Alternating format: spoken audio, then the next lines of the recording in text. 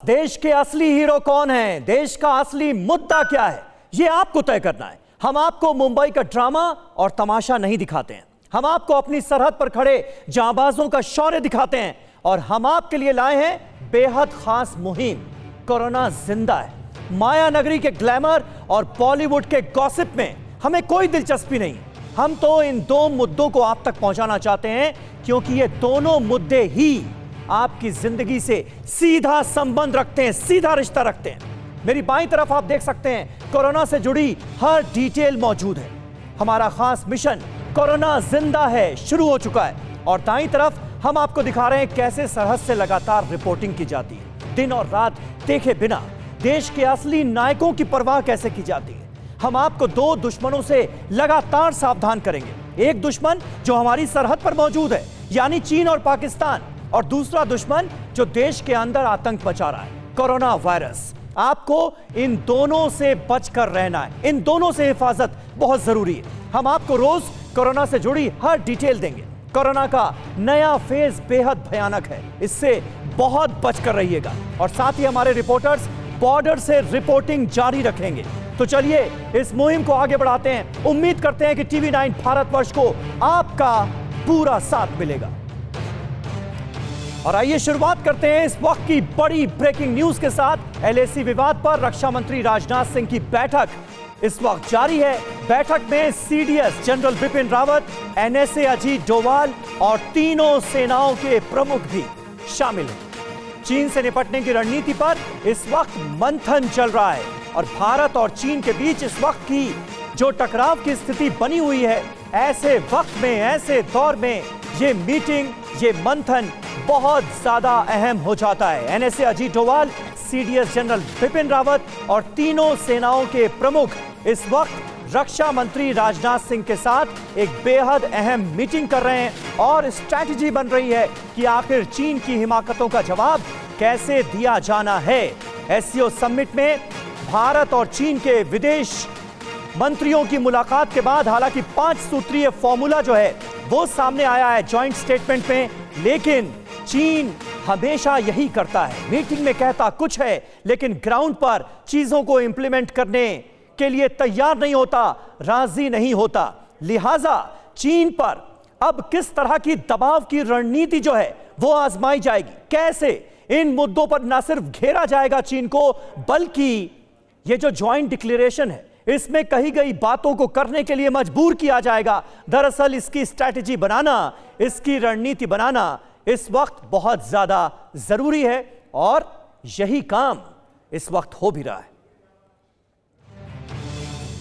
और एक और बड़ी खबर इस वक्त इजराइल से है। इजराइल में 18 सितंबर से दूसरा फुल लॉकडाउन लगने जा रहा है। बड़ी बात यह है कि कोरोना के चलते दूसरा फुल लॉकडाउन लगाने वाला इजराइल दुनिया का पहला मुल्क है। इजराइल में कोरोना के बढ़ते केसेस के बाद लॉकडाउन का फैसला किया गया है। इजराइल में 33,926 एक्टिव केस हैं और 1,077 लोगों की मौत हुई है। और यही वजह है कि इजराइल ने अब यह फैसला कर लिया है कि वो एक बार फिर फुल लॉकडाउन लागू करेगा अपने मुल्क में, और ऐसा करने वाला दुनिया का यह पहला मुल्क बन गया है। आप देखिए हिंदुस्तान में भी लगातार कोरोना के मरीजों की संख्या लगातार बढ़ती जा रही है, मौत के आंकड़े लगातार बढ़ते जा रहे हैं। ऐसे में खतरा कम नहीं हुआ है बल्कि खतरा बढ़ गया है और टीवी 9 भारतवर्ष आपको आपकी सेहत से जुड़े इस खतरे से आगाह करने के लिए मैदान में डटा हुआ है। और एक और बड़ी खबर आपको बता दें कोरोना से जुड़ी।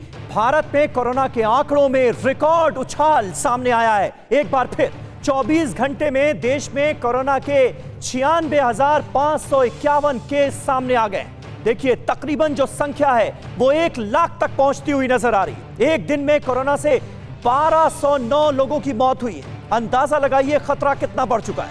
देश में कोरोना से अब तक 76,271 लोग अपनी जान गंवा चुके हैं। 76,000 से ज्यादा लोगों की मौत हुई है कोरोना वायरस के संक्रमण की वजह से। और एक दिन में सिर्फ 24 घंटे में 1209 लोगों को अपनी जान गंवानी पड़ी है। इससे आप अंदाजा लगा सकते हैं कि अभी संक्रमण की हालत हमारे मुल्क में है क्या। एक और बड़ी जानकारी आपको दे दें, कोरोना पर आईसीएमआर के सीरो सर्वे में बड़ा खुलासा हुआ है। मई की शुरुआत तक देश में 64 लाख लोग हो चुके थे संक्रमित। 64 लाख लोग। गांवों में करीब 69.4% लोग यानी तकरीबन 70% लोग कोरोना से संक्रमित हैं। 0.73% वयस्क कोरोना से संक्रमित पाए गए। तो ये सीरो सर्वे जो है वो दरअसल ये साफ कह रहा है कि आप अंदाजा लगाइए कि गांवों में भी करीब 70% लोग कोरोना से संक्रमित हुए हैं। यानी इसका आधार क्या है ये भी जान लीजिए।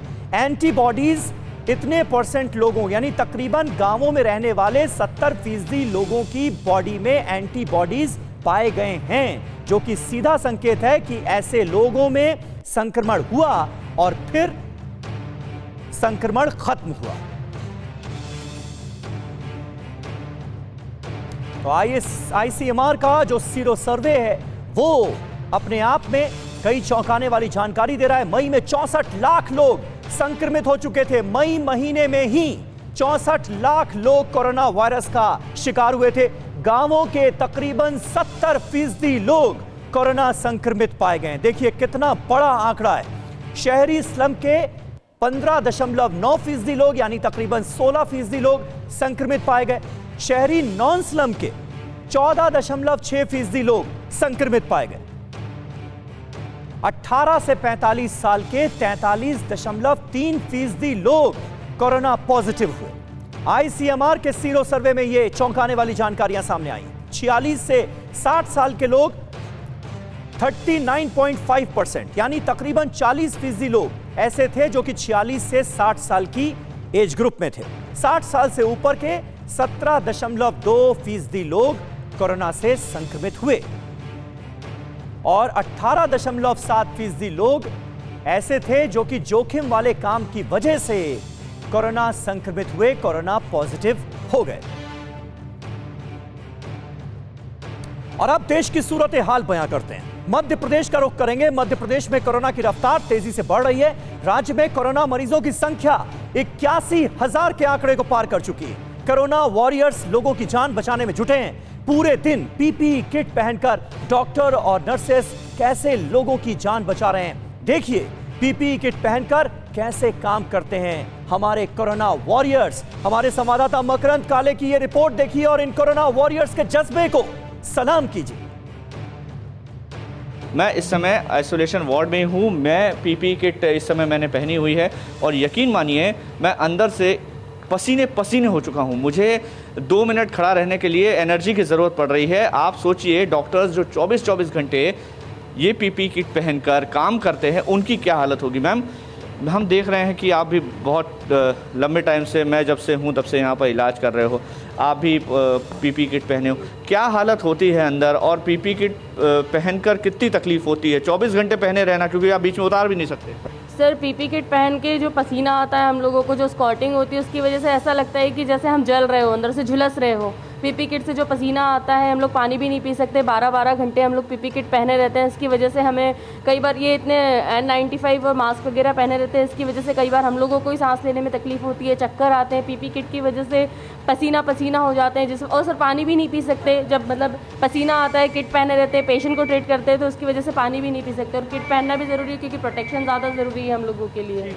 और अभी जो स्थिति है पीपी किट की जी, वो क्वालिटी कैसी आ रही है? क्वालिटी बहुत ज़्यादा, अब आप खुद ही देख सकते हैं। मैंने ये जो किट पहनी है मैं आपको अब बता तो नहीं सकती क्योंकि मैं आइसोलेशन वार्ड में हूँ, लेकिन ये मेरा फेस आप देखना चाहे तो देख सकते हैं, पसीने से पूरा ऐसे गीला टाइप से हो चुका है। तो इस वजह से क्या है कि हम लोगों को बहुत ज़्यादा घबराहट और मतलब ऐसा लगता है कि जैसे आग में कैसे झुलसते हैं उस तरीके से फील होता है। और तस्वीरें अपने आप में बता रही हैं कि डॉक्टर्स किस तरह से मेहनत कर रहे हैं। 24 घंटे वो मेहनत करते हैं और आपकी सेवा में लगे हुए हैं। आपसे अपील यही है कि कोरोना का डर अपने अंदर से हटाइए, लेकिन ऐसी कम से कम कोई हरकत मत करिए कि आपकी सेहत, आपकी जान से खिलवाड़ हो। जान का ख़तरा अभी भी है। कोरोना के पेशेंट्स अभी भी बढ़ रहे हैं, लगातार बढ़ रहे हैं। जेपी हॉस्पिटल का आइसोलेशन वार्ड है, हमने इसकी आपको तस्वीरें भी दिखाई। और अब हम आपसे यही अपील कर रहे हैं कि कोरोना खत्म नहीं हुआ है, लगातार बढ़ता जा रहा है। मध्य प्रदेश में 81,000 के ऊपर मामले हैं। एक दिन में 20 से ज़्यादा लोगों की मौत हो रही है। 1600 से ज़्यादा लोग कोरोना से मर चुके हैं। आपको अगर अपनी जान की सलामती चाहिए तो कोरोना से प्रिकॉशन लेना बंद मत करिए। तो अपनी जान और सेहत की परवाह कीजिए, ये बहुत जरूरी है। हल्के में मत लीजिए कोरोना को, और ये ना सोचकर बैठिए कि मुझे कोरोना नहीं हो सकता। थोड़ी सी लापरवाही भी खतरनाक साबित हो सकती है। ये हालात अभी भी बने हुए हैं, ध्यान रखना है हम सबको। राजधानी दिल्ली में भी कोरोना ने वापसी की है। राजधानी दिल्ली में कोरोना का कहर लगातार जारी है। एक बार तो लगा था कि दिल्ली में कोरोना की रफ्तार थम गई है, लेकिन पिछले हफ्ते में जिस तरह से कोरोना के केस बढ़े हैं, उसने एक बार फिर चिंता बढ़ा दी है। देखिए टीवी 9 भारतवर्ष के संवाददाता कुमार कुंदन की यह ताजा रिपोर्ट। आपने देखा होगा कि पिछले एक हफ्ते से मरीजों की संख्या बढ़ी है, पर डेथ वहीं की वहीं है। डेथ में कोई ज़्यादा मेजर चेंज नहीं हुआ है, और काफ़ी सारे जो पेशेंट हैं वो ठीक होके जा रहे हैं। तो स्थिति काफ़ी ठीक है। नंबर काफ़ी इसलिए बढ़ रहा है क्योंकि हम टेस्ट बहुत ज़्यादा कर रहे हैं। दिल्ली में जो नंबर ऑफ़ टेस्ट है वो नेशनल एवरेज से ज़्यादा है। सर एक बात बताएं कि एक आम लोगों में फिर से कहीं डर न बैठ जाए, तो इसके लिए आप लोग क्या सलाह देंगे लोगों को? क्योंकि बहुत सारे लोग तो घर में भी ठीक हो जा रहे हैं, लेकिन ज़्यादा ज़रूरी क्या है? एक तो ये कि पैनिक नहीं हो, लोगों के दिमाग में डर तभी निकल सकता है तब अवेयरनेस हो, और बीमारी का जो प्रोटोकॉल है उससे लड़ने का, कोरोना से, उसको फॉलो करें। यदि हम सोशल डिस्टेंसिंग है, या जो ट्रैवल के टाइम में जो मेट्रो का जो डायरेक्शंस हैं उसको यदि हम शिद्दत से उसको फॉलो करेंगे तो ये नंबर है वो नहीं बढ़ेगा। तो इन तमाम रिपोर्ट्स को देखिए और समझिए कि खतरा लगातार बढ़ता जा रहा है। आप अंदाजा लगाइए, जब कोरोना शुरू हुआ था देश में तो 10 दिन में, शुरुआती 110 दिन में आंकड़ा कोरोना मरीजों का पहुंचा था 1 लाख, और अब क्या हो रहा है, तकरीबन 1 लाख मरीज हर रोज सामने आ रहे हैं कोरोना के। 1200 से ज्यादा लोगों की मौत हुई है सिर्फ एक दिन में। इससे आप अंदाजा लगा सकते हैं कि हालात कैसे हैं। कोरोना मरीजों के लिए ब्लड थिनर ट्रायल भी शुरू हो गया है। अमेरिका के साथ मिलकर NIH कर रहा है ब्लड थिनर ट्रायल। ये क्यों जरूरी है ये भी समझिए। ब्लड क्लॉटिंग की वजह से कोरोना मरीजों की ज्यादा मौतें हुई हैं। कोरोना मरीजों पर ब्लड थिनर के इसीलिए 2 ट्रायल्स जारी हैं, और हम सब ये उम्मीद करते हैं कि कोई सफलता, बड़ी सफलता हासिल हो, क्योंकि अभी तक वैक्सीन सामने नहीं आई है। कोरोना से एकमात्र बचाव वही सावधानियां हैं जिनका पालन करने की, हिदायत बरतने की कोशिश हर कोई कर रहा है और जिसकी सलाह हर कोई दे रहा है। अभी सिर्फ एकमात्र बचाव जो है कोरोना से, वो यही सावधानियां हैं, क्योंकि वैक्सीन नहीं आई है। अभी भी वैक्सीन का इंतजार किया जा रहा है। कब आएगी ये भी अभी नहीं कहा जा सकता, इसलिए सावधानी बहुत ज्यादा जरूरी है। अमेरिका के साथ NIH ब्लड थिनर ट्रायल कर रहा है, क्योंकि ज्यादातर मरीजों की, कोरोना के मरीजों की मौत ब्लड क्लॉटिंग की वजह से ही हुई है। तो ये तो बात हुई कोरोना के खतरे की। वहीं भारत चीन टक्कर से जुड़ी हुई एक बड़ी खबर आपको दे दें। LAC विवाद सुलझाने की एक और पहल हुई है। LAC पर ब्रिगेड कमांडर लेवल की बैठक हुई है। सीमा विवाद को सुलझाने पर जाहिर है इसमें जोर दिया गया। भारत चीन के सैन्य अधिकारी ये बातचीत करेंगे। तो सीमा विवाद को सुलझाने की एक और कोशिश, भारत चीन के सैन्य अधिकारी बातचीत करेंगे। LAC पर जो मौजूदा विवाद चल रहा है, जिस तरह से चीन की हिमाकत के बाद हालात खराब हुए हैं, हालात गंभीर हुए हैं, उसको खत्म करने की कोशिश, सीमा विवाद को सुलझाने पर जोर इस बातचीत में भी दिया जाएगा। तो LAC पर ब्रिगेड कमांडर लेवल की ये बैठक अब तय हो गई है। और एक और बड़ी खबर LAC से जुड़ी हुई। LAC पर भारत ने चीनी मंसूबों को धराशायी किया है। लद्दाख में भारत की बड़ी रणनीतिक बढ़त सामने आई है। सूत्रों की माने तो ब्लैक टॉप के बाद अब फिंगर 4 पर भारत का कब्जा हो गया है। लद्दाख में इंडियन आर्मी ने चीनी सैनिकों का मनोबल तोड़ा है। अगस्त से ऑपरेशन में जुटी थी भारतीय सेना।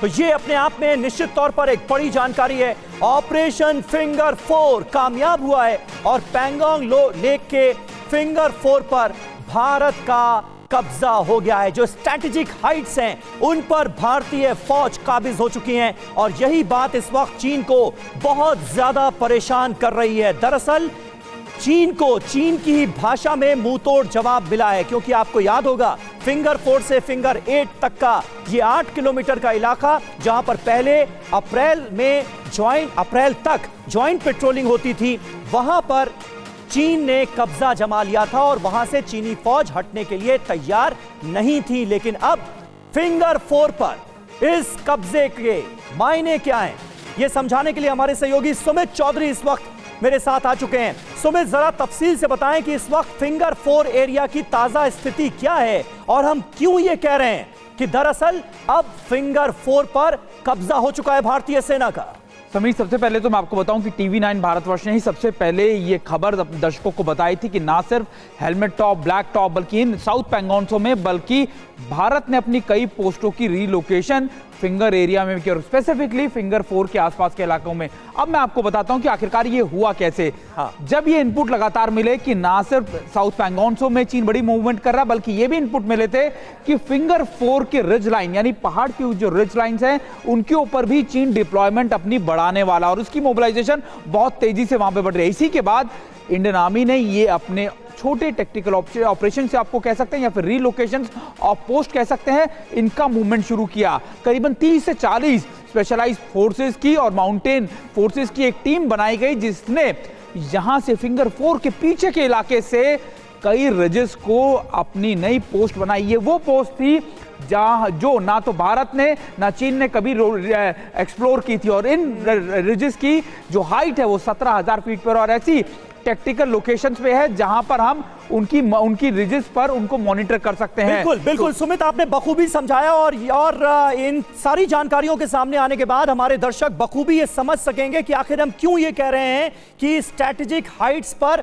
अब भारत की बढ़त जो है वो साफ नजर आ रही है। इस पूरे रीजन में भारत चीन को डोमिनेट करता हुआ नजर आ रहा है। दरअसल भारत को बड़ी कामयाबी मिली है। LAC पर चीन के मुकाबले भारत बहुत मजबूत स्थिति में है। अब हम आपको की ग्राफिक्स के जरिए समझाने की कोशिश करते हैं कि दरअसल पैंगोंग त्सो के इस इलाके में क्यों हम कह रहे हैं कि मजबूत स्थिति में है इस वक्त हिंदुस्तान। LAC पर चीन के मुकाबले बहुत मजबूत स्थिति में हम हैं। पैंगोंग झील के उत्तर में फिंगर 4 पर भारत का कब्जा हो गया है। यहां की जो स्ट्रैटेजिक हाइट्स हैं, जो रिज एरिया है, वहां पर भारत के फौज के जवान ऊंचाई पर तैनात हैं, इतनी ऊंचाई पर कि इससे ज्यादा ऊंचाई पर कोई पहुंच ही नहीं सकता। और यही बात चीन को परेशान कर रही है, क्योंकि स्ट्रैटेजिक हाइट्स पर आने का मतलब है सीधा सीधा कब्जा। और यही वजह है कि हम अब चीन को डोमिनेट करते हुए नजर आ रहे हैं पैंगोंग त्सो के सिर्फ दक्षिणी इलाके में ही नहीं,